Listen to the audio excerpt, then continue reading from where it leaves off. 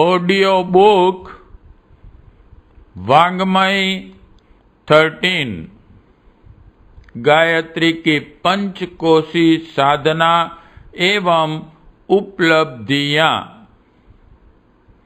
Chapter 7 विज्ञानमय कोश का जागरण। चैप्टर 7 इंट्रोडक्शन परिचय। अन्नमय, प्राणमय और मनोमय इन तीनों कोशों के उपरांत आत्मा का चौथा आवरण गायत्री का चौथा मुख विज्ञानमय कोश है। आत्मोन्नति की चतुर्थ भूमिका में विज्ञानमय कोश की साधना की जाती है। विज्ञान का अर्थ है विशेष ज्ञान। साधारण ज्ञान के द्वारा हम लोक व्यवहार को अपनी शारीरिक, व्यापारिक, सामाजिक, कलात्मक, धार्मिक समस्याओं को समझते हैं। स्कूल में इसी साधारण ज्ञान की शिक्षा मिलती है। राजनीति, अर्थशास्त्र, शिल्प, रसायन, चिकित्सा, संगीत, वक्तृत्व, लेखन, व्यवसाय, कृषि, निर्माण, उत्पादन आदि विविध बातों की जानकारी विविध प्रकार से की जाती है। इन जानकारियों के आधार पर शरीर से संबंध रखने वाला सांसारिक जीवन चलता है। जिसके पास यह जानकारियां जितनी अधिक होंगी, जो लोक व्यवहार में जितना अधिक प्रवीण होगा, उतना ही उसका सांसारिक जीवन उन्नत, यशस्वी, प्रतिष्ठित, संपन्न एवं ऐश्वर्यवान होगा। किंतु इस साधारण ज्ञान का परिणाम स्थूल शरीर तक ही सीमित है। आत्मा का उससे कुछ हित संपादन नहीं हो सकता। देखा जाता है कि कई व्यक्ति धनवान, प्रतिष्ठित, नेता और गुणवान होते हुए भी आत्मिक दृष्टि से पिछड़े हुए होते हैं।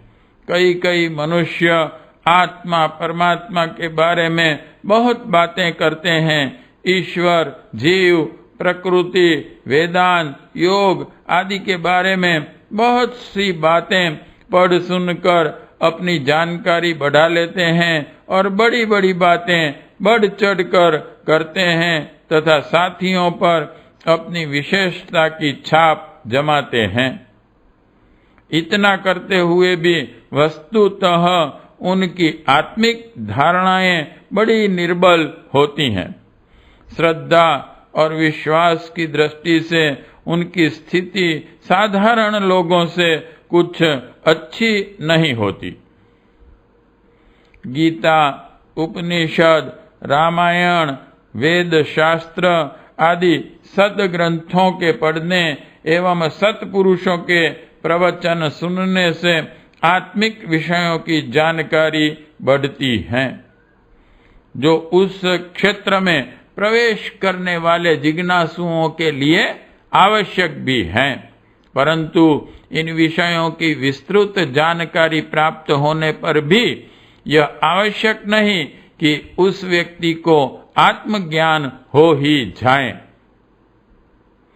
इसमें तो संदेह नहीं कि शिक्षा प्राप्त करना, भाषा ज्ञान, शास्त्राध्ययन आदि जीवन के विकास के लिए आवश्यक हैं और इनके द्वारा आध्यात्मिक प्रगति में भी सहायता मिलती है। प्रत्येक व्यक्ति कबीर, रैदास और तुकाराम की तरह सामान्य प्रेरणा पाकर ही आत्मज्ञानी नहीं बन सकता, पर वर्तमान समय में लोगों ने भौतिक जीवन को इतना अधिक महत्व दे दिया है, धनोपार्जन को वे इतना सर्वोपरि गुण मानते हैं कि अध्यात्म की ओर उनकी दृष्टि ही नहीं जाती। उल्टा वे उसे अनावश्यक समझने लग जाते हैं। प्रस्तुत खंड के आरंभ में वरुण और भृगु की कथा दी गई है। भृगु पूर्ण विद्वान थे, वेद वेदांतों के पूरे ज्ञाता थे, फिर भी वे जानते थे कि मुझे आत्मज्ञान, ब्रह्म ज्ञान, विज्ञान प्राप्त नहीं है। इसलिए वरुण के पास जाकर उन्होंने प्रार्थना की कि हे भगवान, मुझे ब्रह्म ज्ञान का उपदेश दीजिए। वरुण ने भृगु को कोई पुस्तक नहीं पढ़ाई और न कोई लंबा चौड़ा प्रवचन ही सुनाया, वरन उन्होंने आदेश दिया कि तप करो। तप करने से एक एक कोश को पार करते हुए क्रमशः उन्होंने ब्रह्म को प्राप्त किया। ऐसी ही अनेक कथाएं हैं। उद्दालक ने श्वेत केतु को, ब्रह्मा ने इंद्र को, अंगिरा ने विविस्वान को इसी प्रकार का तप करके ब्रह्म को जानने का आदेश किया था। ज्ञान का अभिप्राय है जानकारी, विज्ञान का अभिप्राय है श्रद्धा, धारणा, मान्यता, अनुभूति। आत्मविद्या के सभी जिज्ञासु यह जानते हैं कि आत्मा अमर है, शरीर से भिन्न है, ईश्वर का अंश है, सच्चिदानंद स्वरूप है, परंतु इस जानकारी का एक कण भी अनुभूति भूमिका में नहीं होता। स्वयं को तथा दूसरों को मरते देखकर हृदय विचलित हो जाता है। शरीर के लाभ के लिए आत्मा के लाभों की उपेक्षा प्रति क्षण होती रहती है। दीनता, अभाव, तृष्णा, लालसा हर घड़ी सताती रहती है। तब कैसे कहा जाए कि आत्मा की अमरता, शरीर की भिन्नता तथा ईश्वर के अंश होने की मान्यता पर हमें श्रद्धा है, आस्था, विश्वास है। अपने संबंध में तात्विक मान्यता स्थिर करना और उसका पूर्णतया अनुभव करना, यही विज्ञान का उद्देश्य है। आमतौर से लोग अपने शरीर को मानते हैं स्थूल शरीर से, जैसे कुछ हम हैं वही उसकी आत्म मान्यता है। जाति, वंश, प्रदेश, संप्रदाय, व्यवसाय, पद, विद्या, धन, आयु, स्थिति, लिंग आदि के आधार पर यह मान्यता बनाई जाती है कि मैं कौन हूँ। यह प्रश्न पूछने पर कि आप कौन हैं, लोग इन्हीं बातों के आधार पर अपना परिचय देते हैं। अपने को समझते भी वे यही हैं। इस मान्यता के आधार पर ही अपने स्वार्थों का निर्धारण होता है। जिस स्थिति में स्वयं है, उसी स्थिति का अहंकार अपने में जागृत होता है और स्थिति तथा अहंकार की पूर्ति, तुष्टि तथा संतुष्टि जिस प्रकार होनी संभव दिखाई पड़ती है, वही जीवन की अंतरंग नीति बन जाती है। बाहर से लोग धर्म और सदाचार की, सिद्धांतों और आदर्शों की बातें करते रहते हैं, पर उनका अंतःकरण उसी दिशा में काम करता है जिस ओर उनकी अंतरंग जीवन नीति प्रेरणा देती है। जब अपने को शरीर मान लिया गया है तो शरीर का सुख ही अभिष्ट होना चाहिए। इंद्रिय भोगों की, मौज मजे की, मान बढ़ाई की, ऐश आराम की प्राप्ति ही शरीर का सुख है। इन सुखों के लिए धन की आवश्यकता है, अस्तु धन को अधिक से अधिक जुटाना और भोग ऐश्वर्य में निमग्न रहना यही प्रधान कार्यक्रम हो जाता है। इसके अतिरिक्त जो किया जाता है वह तो एक प्रकार की तफरीह के लिए, विनोद के लिए होता है। ऐसे लोग कभी कभी धर्म चर्चा या पूजा पाठ भी करते देखे जाते हैं। यह उनका मन बहलाव मात्र है। स्थिर लक्ष्य तो उनका वही रहेगा जो आत्म मान्यता के आधार पर निर्धारित किया गया है। आमतौर से आज यही भौतिक दृष्टि सर्वत्र दृष्टिगोचर है। धन और भोग की छीना झपटी में लोग एक दूसरे से बाजी मारने में इसी दृष्टिकोण के कारण जी जान से जुटे हुए हैं। परिणाम स्वरूप जिन कलह क्लेशों का सामना करना पड़ रहा है वह सामने है। विज्ञान इस अज्ञान रूपी अंधकार से हमें बचाता है। जिस मनोभूमि में पहुंचकर जीव यह अनुभव करता है कि मैं शरीर नहीं वस्तुतः आत्मा ही हूं, उस मनोभूमि को विज्ञानमय कोश कहते हैं। अन्नमय कोश में जब तक जीव की स्थिति रहती है तब तक वह अपने को स्त्री, पुरुष, मनुष्य, पशु, मोटा, पतला, पहलवान, काला, गोरा आदि शरीर संबंधी भेदों से पहचानता है। जब प्राणमय कोश में जीव की स्थिति होती है तो गुणों के आधार पर अपनत्व का बोध होता है। शिल्पी, संगीतज्ञ, वैज्ञानिक, मूर्ख, कायर, शूरवीर, लेखक, वक्ता, धनी, गरीब आदि की मान्यता से प्राण भूमिकाएं होती हैं। मनोमय कोश की स्थिति में पहुंचने पर अपने मन की मान्यता स्वभाव के आधार पर होती है। लोभी, दंभी, वीर, उदार, विषयी, संयमी, नास्तिक, आस्तिक, स्वार्थी, परमार्थी, दयालु, निष्ठुर आदि कर्तव्य और धर्म की औचित्य अनौचित्य संबंधी मान्यताएं जब अपने संबंध में बनती हो, उन्हीं पर विशेष ध्यान रहता हो तो समझना चाहिए कि जीव मनोमय भूमिका में तीसरी कक्षा में पहुंचा हुआ है।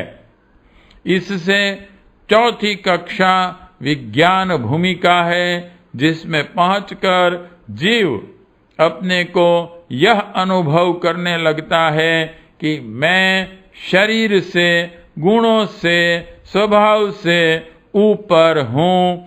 मैं ईश्वर का राजकुमार, अविनाशी आत्मा हूं। जीव से अपने को आत्मा कहने वाले असंख्य लोग हैं। उन्हें आत्मज्ञानी नहीं कह सकते। आत्मज्ञानी वह है जो दृढ़ विश्वास और पूर्ण श्रद्धा के साथ अपने भीतर यह अनुभव करता है कि मैं विशुद्ध आत्मा हूं, आत्मा के अतिरिक्त और कुछ नहीं। शरीर मेरा वाहन है, प्राण मेरा अस्त्र है, मन मेरा सेवक है। मैं इन सब से ऊपर, इन सब से अलग, इन सब का स्वामी आत्मा हूं। मेरे स्वार्थ इनसे अलग हैं।